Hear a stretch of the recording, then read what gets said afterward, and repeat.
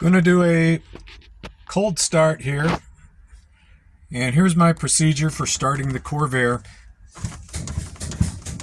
Pump the gas pedal 3-4 times, turn the key, and I listen for the clicking of the electric fuel pump,